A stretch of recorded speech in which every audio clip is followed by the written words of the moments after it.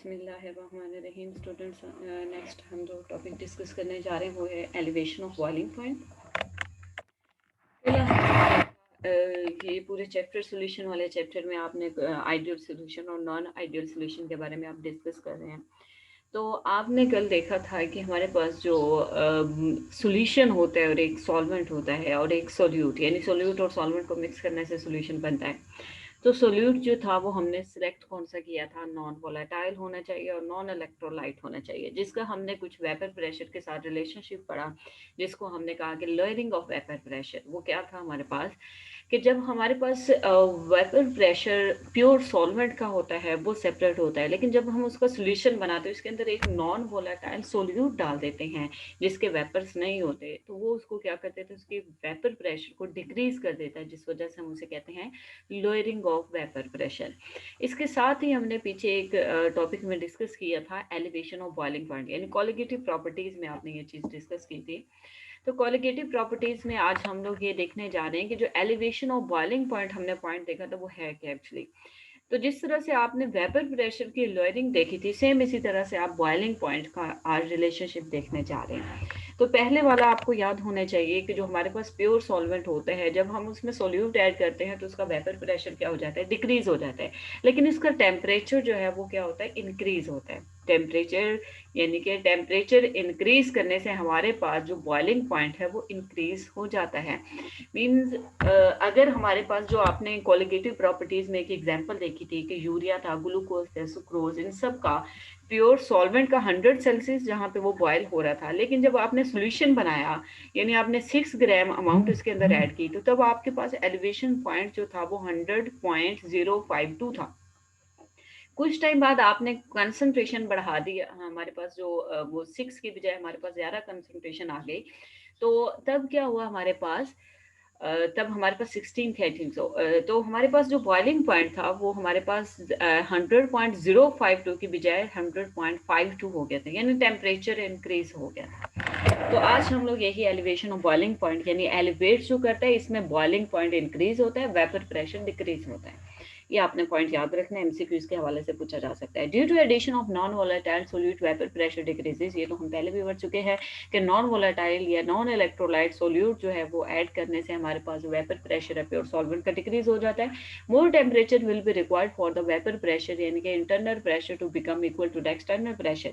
यानी vapour pressure कब होता है, यानी बॉयल चीज कब होती है, जब हमारे पास इंटरनल प्रेशर और एक्सटर्नल प्रेशर वेपर्स का क्या हो जाए, इक्वल हो जाए। This is called elevation of boiling point. तो अब हमारे पास जो एलिवेशन कर रहा है यानी टेम्परेचर यहाँ पे क्या होगा, इंक्रीज होगा, उसको हम लोग डिस्कस करने जा रहे हैं। हम ग्राफ की मदद से देखेंगे कि आपने यहाँ पे एक वाई एक्सिस पे देखना है कि वेपर प्रेशर और एक्स एक्सिस पे आपने देखना है टेम्परेचर। अब यहाँ पे देखें कि ये पी नॉट क्या होता है, हमारे पास प्योर सॉल्वेंट होता है, और यहाँ पे पी जो है वो चेंज इन यानी सोल्यूशन का वेपर प्रेशर होगा। हमें पता है कि पहले जो वेपर प्रेशर था वो हमारे पास प्योर सॉल्वेंट का ए से लेकर बी तक जो है ग्राफ के दरमियान वेपर प्रेशर और टेम्परेचर में ए बी जो है वो जस्ट प्योर सॉल्वेंट की कर्व है, और जो सी और डी है वो हमारे पास किसकी है, वो नॉन वोलेटाइल सोल्यूशन के, जब हमने यानी एक सेपरेट सॉल्वेंट की है लाइक वाटर है, और जो दूसरी कर्व है वो हमारे पास सोल्यूशन है, यानी आपने वाटर के अंदर कौन सी चीज डिसॉल्व की है वो उसकी कर्व है। तो अब हम लोग यहाँ पे देखते हैं कि ए से लेकर बी तक यहाँ पे वेपर प्रेशर पहले क्या था हमारे पास, और आहिस्ता आहिस्ता वेपर प्रेशर क्या होगा हमारे पास, लो होगा। अब टेम्परेचर इंक्रीज करने से हमारे पास क्या हो रहा है, यानी ये हमारे पास प्योर सॉल्वेंट है, ये क्या है ऊपर लिखा भी हुआ प्योर सॉल्वेंट है। ए से बी टेम्परेचर इंक्रीज करने से हमारे पास वेपर्स क्या होते हैं, इंक्रीज होते हैं। लाइक आप पानी को बॉयल करते हो, जैसे जैसे आप टेम्परेचर इंक्रीज करते जाते हो ज्यादा से ज्यादा वेपर्स बनते हैं। अब हमारे पास ये थी प्योर सॉल्वेंट की, जब हमने सी सी यहाँ पे क्या सोल्यूशन है, तो अब इसमें जो चेंज आएगी वो डी आएगी, यानी ए था हमारे पास प्योर सॉल्वेंट, इसमें चेंज आई यानी कि टेम्परेचर इंक्रीज करने से जो वेपर प्रेशर में चेंज आई थी वो हमारे पास बी थे। ये टेम्परेचर के साथ रिलेशनशिप है, वैसे इसका वेपर प्रेशर डिक्रीज होता है।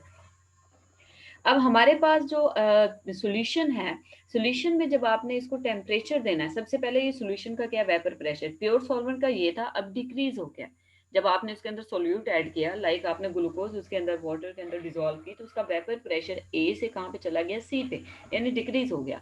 अब आप क्या करते हो, टेम्परेचर इंक्रीज करते हो, तो टेम्परेचर पे यानी पहले आपके पास प्योर सॉल्वेंट का ये था, अब हमारे पास सॉल्यूशन का क्या हो जाएगा, ये आ जाएगा, यानी चेंज इन टेम्परेचर। टी हमारे पास नॉट था यानी 0 था, यानी T2 कह सकते हैं हम लोग, और ये हमारे पास T1, किसी को भी आप फर्स्ट पॉइंट को आप T1 कहना चाहते हैं, दूसरे को T2 कह दो।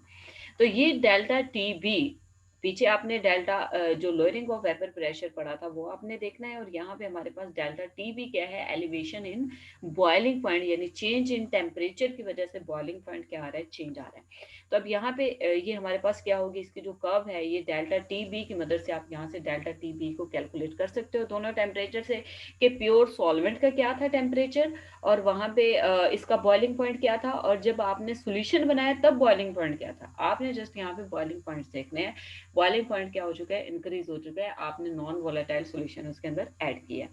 तो नेक्स्ट हम यहाँ पे इसकी थोड़ी सी कैलकुलेशन है कि जो एलिवेशन ऑफ बॉइलिंग पॉइंट है directly proportional to the molality of the solution. Molality आपने यहाँ पे देख लेनी है, मोलैलिटी क्या है इसका मैं फॉर्मूला भी बता देती हूँ। पहले आपने डेल्टा टी बी यानी कि elevation of boiling point is directly proportional to the molality, और जब आप प्रोपोर्शनैलिटी कांस्टेंट रिमूव करेंगे तो के बी यानी कांस्टेंट आ जाएगा बॉइलिंग पॉइंट का। टी बी यानी एलिवेशन एंड बॉइलिंग पॉइंट है तो उसका कांस्टेंट के बी होगा, जिसको हमने कल मोलैल बॉइलिंग पॉइंट कांस्टेंट भी कहा था कि कांस्टेंट की वजह से, और बॉइलिंग पॉइंट है मोलैल। और बिलियोस्कोपिक आपने ये भी एक टर्म देखी थी, क्रियोस्कोपिक देखी थी, एक बिलियोस्कोपिक देखी थी। तो वो क्रियोस्कोपिक फ्रीजिंग के लिए, ये बॉइलिंग के लिए। Putting the values of M, अब हमारे पास ये इक्वेशन तो आ चुकी है। अब एम क्या है, हमारे पास मोलैलिटी है। एम मोलैलिटी जो है वो हमारे पास क्या फॉर्मूला है, ये मोलैलिटी का भी यही है और मोलैलिटी का भी यही है, लेकिन इसमें थोड़ा सा डिफरेंस है, वो मैं यहाँ पे क्लियर कर देती हूँ। मोलैलिटी क्या है, एल वाली molality, mass of solute over क्या है, मोलर मैस ऑफ आपके पास सोल्यूट होगा, यानी मैस आपने फॉर एग्जांपल यूरिया लिया है तो जितना गिवन है मैस, नीचे क्या होगा टोटल मोलर मैस जो आप इनके एटॉमिक मैसेज को ऐड करके लिखते हो, या फिर यहाँ पे लिख सकते हो number of moles over mess of solvent in kilogram. ठीक है, ये भी आपके पास फॉर्मूला बन सकता है, क्योंकि नंबर ऑफ मोल्स यही होता है, मैस ओवर नीचे क्या होता है मोलर मैस। तो 1 ओवर क्या हो जाएगा आपके पास mass of solvent in KG, जो उसमें डेसीमीटर क्यूब, मोलैलिटी में डेसीमीटर क्यूब में होता है, यहाँ पे हमारे पास किस में किलोग्राम में, जस्ट यही डिफरेंस है। तो अब हम लोग मैस ऑफ सोल्यूट, मैंने कल भी बात आपको बताई थी पिछले लेक्चर में भी, कि हमारे पास जो सोल्यूट है वो 2 वाली वैल्यूज होती हैं। लाइक आप वहां पे M2 लिखना चाहते हो, नंबर ऑफ मोल सोल्यूट के लिखना चाहते हो तो N2 हो जाएगा, आप मोल फ्रैक्शन लिखना चाहते हो तो X2 होगा, यानी 2 वाली वैल्यू किसके साथ आ रही है, 2 वाली सोल्यूट की है। तो W2 हमारे पास क्या होगा सोल्यूट, और M2 क्या होगा मैस ऑफ सोल्यूट होगा। ये वेट ऑफ सोल्यूट या मैस ऑफ सोल्यूट, नीचे molar mass of solute. W1 क्या होगा, सॉरी ये W इसमें नहीं आएगा, 1 ओवर क्या होगा हमारे पास 1000, 1 ओवर 1000 होगा। तो 1000 क्या होता है, यानी mess of solvent in kilogram, kilogram में कितने होते हैं हमारे पास ग्राम, 1000 होते हैं। तो ये इस तरह से आप फॉर्मूला लिख सकते हैं। अब m की वैल्यू आपके पास आ चुकी है, अब m की वैल्यू आप क्या करेंगे, इसके अंदर पुट करेंगे। m की वैल्यू आप इसके अंदर पुट करें तो हमारे पास ये फार्मूला बन जाएगा डेल्टा टी बी के बी। अब क्या आ जाएगा आगे फार्मूला हमारे पास, यहाँ पे W2 ओवर M2, 1 ओवर क्या आ जाएगा 1 ओवर 1000। अब इसको ही दोबारा इसको अरेंज किया हुआ है m को ही, यानी m इज इक्वल टू, ये हमारे पास ये फार्मूला, यानी W2 ओवर क्या था M1, W1 ओवर 1000। अब 1000 इधर जाकर मल्टीप्लाई क्रॉस मल्टीप्लीकेशन करें तो हमारे पास जो ये डिनोमिनेटर है इसके नोमिनेटर के साथ आ जाएगा, 1000 W2 के साथ आ गया, और M2 के साथ ये आ जाएगा W1, यानी कि ये वाला जो आपके पास 1 था ये W1 आ जाएगा। ओके, तो अब हमारे पास यही जो m की वैल्यू, ये वाली पुट नहीं करनी, ये वाली आपने वैल्यू एक एग्जैक्ट फार्मूला आपने पुट करना है, डेल्टा टी में यहाँ पे पुट करते हैं के B is equal to M, M की जगह पे ये 1000 W2 ओवर M2 W1 ये आप यहाँ से, और M2 मोलैलिटी आपने किसी भी नॉन वोलेटाइल सोल्यूट की कैलकुलेट करनी हो तो वो आप यहाँ से कर सकते हो। बाकी फार्मूला जिस तरह से कल आपने वेपर प्रेशर में चेंज किया था यहाँ पे भी, यानी ये चीज जो है इधर मल्टीप्लाई में है, M2 आपने कैलकुलेट करना है तो ये इधर आकर क्या आ जाएगा डिवाइड में आ जाएगा, आगे मल्टीप्लाई W2 ओवर क्या आ जाएगा W1 और 1000 इसमें, यानी कि सारे नॉमिनेटर डिनोमिनेटर डिनोमिनेटर नॉमिनेटर बन जाएंगे, और जो मल्टीप्लाई है वो डिवाइड में आएगा और जो डिवाइड में है वो मल्टीप्लाई में आएगा। नेक्स्ट है हमारे पास इसके एक और नेक्स्ट टॉपिक है, ये जो टॉपिक इसी से रिलेटेड है एलिवेशन ऑफ बॉइलिंग पॉइंट के हवाले से। एलिवेशन और बॉइलिंग पॉइंट्स में है कि मेजरमेंट हम बॉइलिंग पॉइंट की कैसे करते हैं, यानी ये जो आपने कहा कि इसमें टेम्परेचर जो है ग्राफ के ऊपर आपने कहा कि इसका चेंज हो जाता है, वो कैसे चेंज होता है, वो हमारे पास है लैंडसबर्ग मेथड। लैंडसबर्ग मेथड साइंटिस्ट ने ये कुछ अपनी ही ये वर्किंग यानी कि इसने अपने इंस्ट्रूमेंट के नेम पे दिया हुआ है। तो अब इसमें सबसे पहले देखते हैं कि है क्या। एक आपके पास इनर ग्रेजुएटेड ट्यूब है, यानी कि ये जो ट्यूब है आपको नजर आ रही व्हाइट सी, ये हमारे पास क्या है, ट्यूब है। तो ये जो इनर ट्यूब है इसमें ग्रेजुएशन यानी कि यहाँ पे मार्किंग लगी होती है कि वैल्यूज लिखी हुई जैसे फ्लास्क वगैरह पे होते हैं, with a hole in its inside it. यहाँ पे एक क्या होगा, स्मॉल सी ये होल है, ये होल ऑफ वेपर प्रेशर, यानी कि यहाँ से हमने कुछ वेपर प्रेशर को सेपरेट आउट करना है। नेक्स्ट है boiling flask which sends the solvent vapours into the graduated tube through a rose head. Okay, यहाँ पे हमारे पास क्या होगी, एक फ्लास्क, बिल्कुल इधर लेफ्ट हैंड साइड पे हमारे पास क्या होगी, जस्ट एक फ्लास्क होगी, जिसमें से इस फ्लास्क में आप पहले याद रखने में साथ वर्किंग भी बता रही हूँ। सबसे पहले आप क्या करेंगे, प्योर सॉल्वेंट का वेपर प्रेशर देखेंगे और बॉइलिंग पॉइंट उसका देखेंगे। क्या करेंगे, प्योर सॉल्वेंट का पहले देखेंगे, फिर आप सोल्यूशन का देखेंगे, यानी किस तरह से चेंजिंग हुई है टेम्परेचर में। तो हमारे पास यहाँ पे जो फ्लास्क है उसके अंदर आप क्या करेंगे, वो सोल्यूशन ऐड करेंगे, उसको आप बॉयल करेंगे, उसका बॉइलिंग पॉइंट यानी आपने वाटर रखा हुआ है आपका 100 सेल्सियस पे, वो बॉयल होना स्टार्ट हो गया है। जैसे वो बॉयल होगा उसके जो वेपर्स होंगे वो यहाँ से पास होते हुए इस ट्यूब के अंदर आ जाएंगे। ये जो ट्यूब है यानी कि आगे उन्होंने रोज हेड यानी इसमें थोड़े से सुराख हैं, ये आपको नजर आ रही है रोज की तरह। अब इसमें से जो है ये आपके पास एक तो ये ट्यूब के अंदर है वेपर्स, और यहाँ से ये रोज हेड है, यानी यहाँ से क्या होंगे, सेपरेट आउट हमारे पास वेपर्स रिमूव होंगे। अब ये जो वेपर्स हैं और यहाँ से हमारे पास जो टेम्परेचर है इसको भी हम लोग मेजर कर लेंगे। ये बेकमन थर्मामीटर हमने यहाँ पे यूज किया हुआ है। यहाँ पे T1 आप मेजर करेंगे, यहाँ से वेपर प्रेशर जो है वो यहाँ पे आ सकते हैं बाहर वाली साइड पे। यहाँ से आप वेपर प्रेशर बाद में क्या करेंगे, रिमूव करेंगे। अच्छा, आउटर ट्यूब जो होगी वो क्या करेगी, हॉट सॉल्वेंट को रिसीव करेगी, यानी ये हमारे पास क्या है, आउटर ट्यूब है। अब इसमें हॉट सॉल्वेंट वेपर्स को, ये ट्यूब में क्या आ रहे हैं, जस्ट वेपर्स आ गए coming from the side hole of the inner tube, यानी इसमें से, ये होल है इसमें से वेपर प्रेशर आएंगे, वेपर्स आएंगे।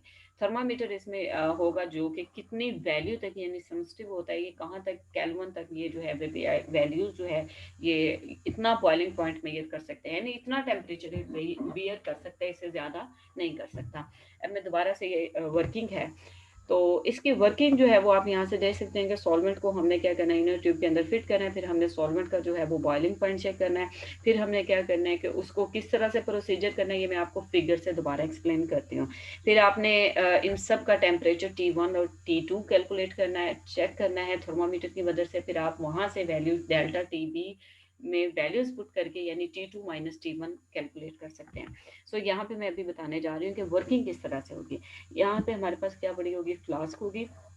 सबसे पहले प्योर सॉल्वेंट का करेंगे, सॉल्वेंट वेपर्स आपके पास जाएंगे इधर, इधर आकर हमारे पास ये जो वेपर्स है इस इनर ट्यूब के अंदर जाएंगे, यहाँ से वेपर्स जो होंगे वो आपके पास एस्केप होंगे। यहाँ पे आप टेम्परेचर भी मेजर कर सकते हैं। अब यहाँ से क्योंकि आपने अब पहले तो प्योर सॉल्वेंट के आपने करने हैं, यानी यहाँ पे आपने उस प्योर सॉल्वेंट को यानी वाटर को आपने बॉयल किया, बॉयल करके वेपर्स जब इधर आएंगे तो वो वही 100 वाला यहाँ पे आपको रीडिंग दे देंगे, ठीक है। फिर जो अब हमने टेम्परेचर तो मेजर कर लेना है, अब हमने इसको क्या करना है, यहाँ से रिमूव करना है। ये हमारे पास होल है, हम यहाँ से रिमूव करेंगे, ये आउटर वाली ट्यूब में आएंगे, फिर यहाँ से हम नीचे इनलेट से हम इसको रिमूव कर देंगे। अब हम क्या करना चाह रहे हैं, यहाँ पे T1 हमने स्टार्ट वाला टेम्परेचर प्योर सॉल्वेंट का हमने मेजर कर लिया। अब हम किसका टेम्परेचर मेजर करने जा रहे हैं, अब हम सोल्यूशन का करने जा रहे हैं। हमारे पास यही यहाँ पे ही जो बिल्कुल लेफ्ट हैंड साइड पे पड़ी होगी वही फ्लास्क वाटर होगा। अब हम उसके अंदर क्या करेंगे, वाटर सोल्यूट ऐड करेंगे। सोल्यूट की वजह से वेपर्स बनना कम हो जाएंगे। जब वेपर्स कम हो गए इट मींस आपके पास टेम्परेचर ज्यादा बढ़ाकर आप इधर वेपर्स ला सकते हो, और यहाँ पे वेपर्स ही आप लाकर इसका टेम्परेचर मेजर कर सकते हो, जिस वजह से हम लोग कहते हैं कि इसमें वेपर प्रेशर डिक्रीज होता है और टेम्परेचर इंक्रीज होता है। टेम्परेचर क्यों इंक्रीज हुआ, क्योंकि आपके पास वो वाटर जो था वो 100 पहले अपने सारे वेपर्स रिमूव कर रहा था, 100 पे बॉयल हो रहा था। जब आपने उसके अंदर कोई चीज ऐड कर दिया वो 100 पे बॉयल नहीं हो रहा, अब वो उसमें डिफिकल्टी आ चुकी है, क्योंकि आपने सोल्यूट जो ऊपर से ऐड किया वो नॉन वोलेटाइल था। तो वो नॉन वोलेटाइल जो सॉल्यूशन है, जब आप उसको ज़्यादा टेम्परेचर दोगे फिर उसके वेपर्स बनेंगे, फिर वो वेपर सेम इसी मेथड के ज़रिए यहाँ पे आएंगे, यहाँ से आप सेपरेट आउट कर सकते हैं। यहाँ पे आप यानी T2 इसका टेम्परेचर मेजर करेंगे और फिर आप यहाँ से उन वेपर्स को भी रिमूव कर सकते हैं। तो ये मेथड होता है जिसकी मदद से हम elevation and boiling point measure कर सकते हैं, यानी डेल्टा।